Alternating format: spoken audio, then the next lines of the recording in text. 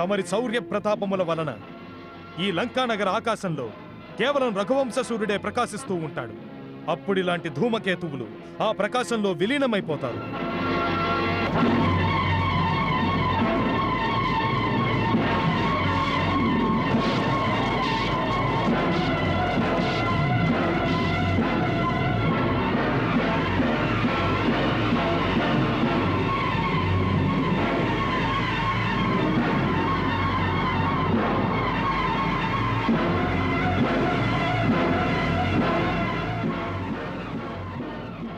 ఆ రథముపై ఉన్న వీరుడెవడు మన సేనలను ఈ విధంగా సంహరిస్తున్నాడు? అతడు రావణుని కుమారుడు ప్రహస్తుడు. వీనిని నిరోధించకుంటే మన సర్వ సైన్యమును నాశనము చేయగల సమర్థుడు. వీరులారా, భయపడకండి, ఆగండి, ఆగండి.